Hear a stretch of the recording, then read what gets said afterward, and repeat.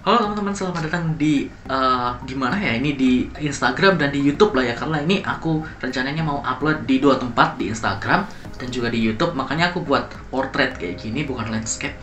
Selamat datang kembali dengan aku M. Saiful Umam. Kali ini aku akan bahas tentang karena ada banyak yang nanya nih.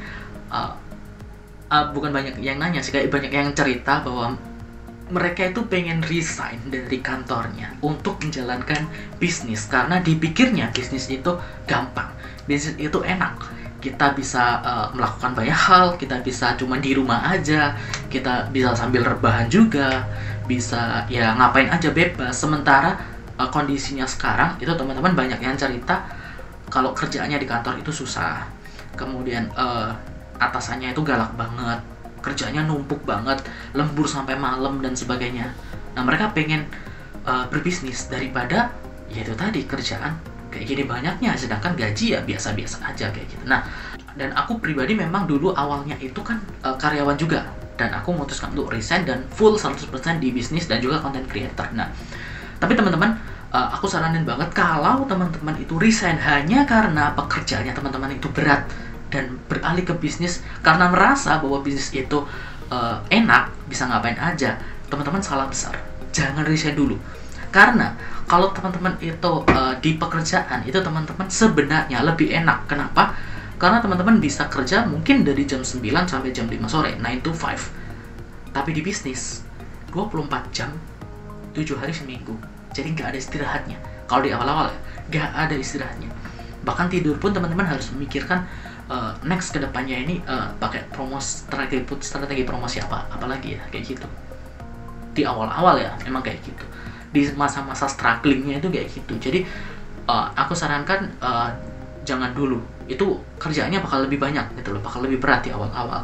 Dan juga bagi teman-teman yang penghasilan utamanya itu dari pekerjaan, misalnya teman-teman kerja di gaji sekian kayak gitu, setiap bulannya dapat gaji terus tuh, gaji sekian sekian sekian. Nah, pada waktu teman-teman resign itu kan gajinya di stop, jadi nggak ada pemasukan sama sekali. Kalau misalnya kerjaan itu adalah gaji satu-satunya penghasilan utama atau pemasukan utama, ya jangan, itu namanya bunuh diri teman-teman. Kecuali kalau teman-teman orang tuanya adalah orang kaya atau menikah dengan pasangannya yang orang kaya kayak gitu ya, mungkin nggak masalah, ada dana backup. Tapi kalau teman-teman misalnya nggak punya uang tambahan atau nggak punya dana tambahan, nggak punya tabungan, teman-teman tiba-tiba memutuskan untuk resign, jangan dulu. Aku pribadi dulu itu sebelum resign itu aku mengumpulkan dana darurat. Dana darurat itu kalau dulu aku belajar itu at least minimal 1 tahun. 1 tahun itu maksudnya kalau misalnya gajiku sebulan itu sekian katakanlah ya, berarti aku harus mengumpulkan 12 kali sekian ini, karena 12 bulan 1 tahun. Jadi aku di tabunganku itu harus ada 12 kali gaji bulananku kayak gitu. Tapi dulu kebetulan aku cuman 6 bulan sih, 6 kali gaji bulananku. At least selama 6 bulan ke depan, meskipun aku nggak digaji, aku nggak dapat gaji, tapi aku bisa menghidupi diriku sendiri gitu. Jadi kebutuhan sudah terpenuhi. Ya kalau misalnya teman-teman pengen resign, teman-teman harus perhatikan itu dulu, karena nggak gampang teman-teman. Bisnis itu nggak semudah yang dibayangkan. Ya mungkin setelah berhasil, setelah melewati masa struggling, ya benar. Ya kayak kalau misalnya pasifnya sudah jalan, kebetulan pasif income-nya misalnya udah jalan, pasif lah udah jalan, kayak apa ya, kayak ditinggal pun nggak masalah kayak gitu. Udah ada SOP, misalnya udah ada SOP, terus kemudian kontennya udah bagus, kemudian marketingnya udah otomatis, kita tinggal proses pesanan doang kayak gitu, udah nggak masalah. Tapi di awal-awal itu masih harus struggling, kayak riset, bikin business plan, kemudian dan juga kalau misalnya teman-teman pengen bener-bener fokus di bisnis, itu teman-teman harus punya at least, kalau aku pribadi menyarankan 3 plan, 3 rencana. Jadi misalnya teman-teman di rencana awal itu bisnis apa, itu ada bisnis plan 1. Kalau ini gagal, ada rencana backup, ada rencana kedua, ada rencana B lah, atau rencana B. Rencana B gagal, ada rencana C. Jadi aku dulu selalu menyiapkan 3 rencana, at least A, B, C. Rencana A, rencana B, rencana C. Kalau rencana A gagal, rencana B. Rencana B gagal, rencana C. Nah, saat beralih ini aku juga menyiapkan rencana tambahan lagi, rencana backup lagi. Kayak gitu. Karena ya itu tadi, bisnis itu nggak pasti. Cuman enaknya di bisnis itu waktunya fleksibel. Jadi kita bisa mengerjakan kapan aja. Misalnya katakanlah nih, aku sudah punya rencana misalnya tentang hari pertama misalnya meeting dengan supplier katakanlah, atau ketemu supplier atau janjian dengan supplier kayak gitu. Ya udah hari pertama kita janjian, terus misalnya hari kedua katakanlah mulai produksi atau mulai kirim beli bahan baku katakanlah misalnya kayak gitu ya. Nah kalau misalnya hari kedua ini nggak bisa, katakanlah ya udah coba pindah hari ketiga kayak gitu, atau minta tolong sama orang kayak gitu, jadi kita tinggal ngawasi doang kayak gitu, nggak masalah. Atau misalnya pembelian bahan bakunya itu harusnya pagi, tapi kita paginya nggak bisa, oh ya udah siang aja kayak gitu. Atau misalnya pagi siangnya nggak bisa, oh ya udah malam aja kayak gitu. Nah bisa kayak gitu, bisa fleksibel kayak gitu. Tapi ya harus sesuai jadwal, biasanya harus sesuai jadwal yang kita bikin ya, karena kita bikin jadwalnya sendiri. Kalau kerja kan jadwalnya ditentukan oleh atasan kita. Nah biasanya karena jadwalnya ditentukan oleh atasan, kan atasan nggak tahu nih ritme kerja kita kayak gimana. Kayak bisa jadi kita itu di pressure gitu kan. Menurutnya atasan kita ya kamu harus bisa, misalnya deadline seminggu ini harus selesai, ini misalnya ngurusin apa ini pokoknya seminggu harus selesai gitu.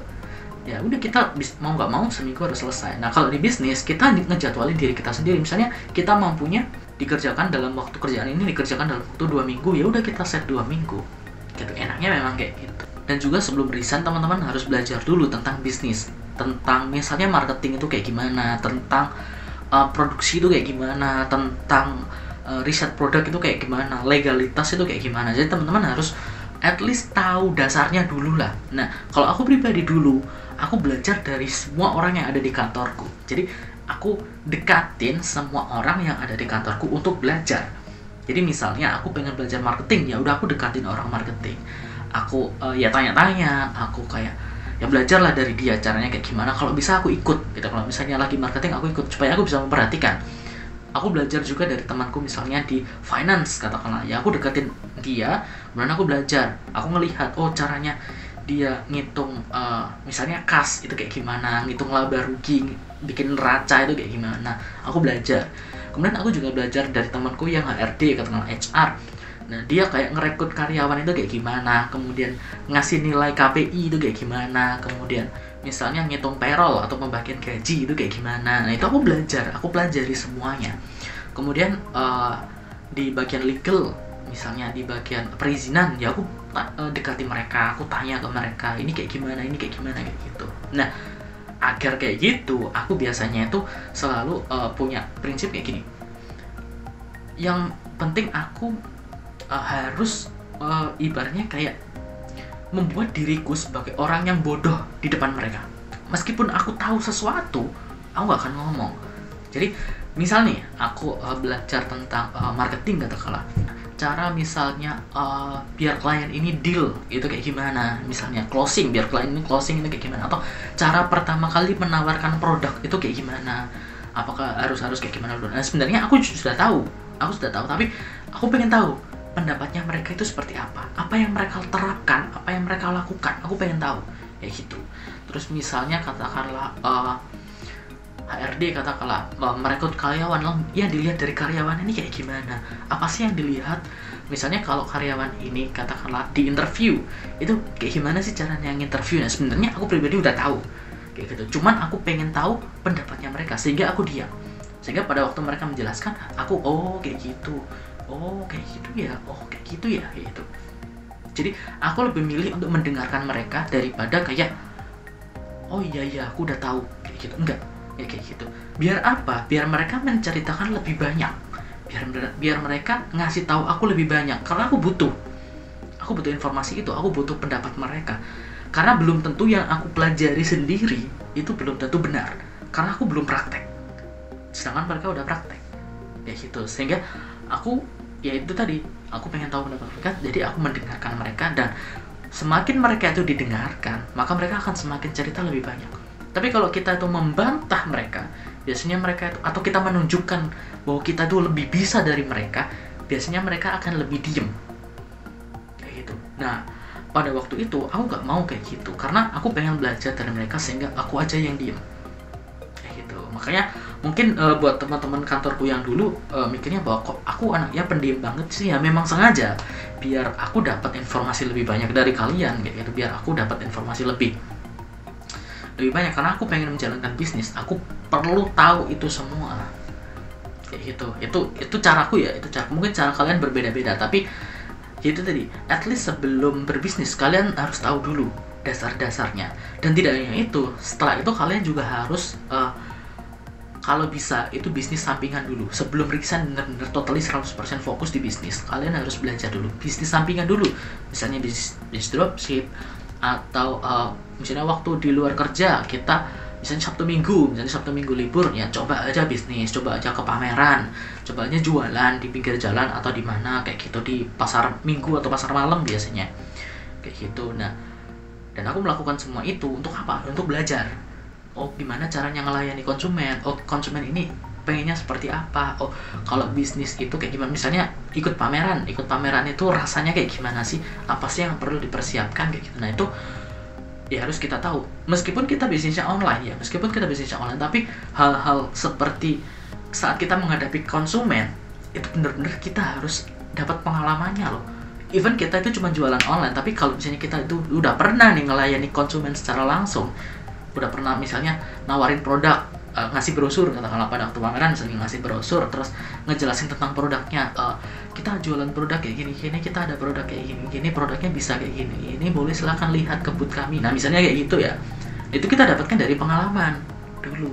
Nah, setelah kita sudah ibaratnya kayak sudah terbiasa dengan itu, nah kita kalau misalnya jualan online, nah udah tahu nih, oh kalau misalnya nawarin produk ke orang nih kayak gini, selamat pagi atau selamat siang Bu, assalamualaikum dan sebagainya, kami dari toko ini misalnya mau menawarkan produk ini produk kami tujuannya kayak gini, dan saya dengar ibu atau bapak suka dengan kayak gini. Nah, kayak gitu. Jadi kita ada bekal untuk kita berbisnis kayak gitu, teman-teman. Jadi itu tadi, sebelum resign, jangan resign karena pekerjaan kalian terlalu berat, tapi kalian harus persiapkan dulu, mulai dari materinya, mulai dari pengalamannya, ilmunya, kemudian dari dananya juga, kemudian dari rencana juga. Baru setelah kalian yakin 100%, baru kalian bisa resign kayak gitu. Jadi jangan jadikan bisnis sebagai alasan untuk resign, tapi kalian resign untuk membangun bisnis yang lebih baik. Semoga berhasil. Saya Saiful, sampai jumpa di video selanjutnya. Dadah.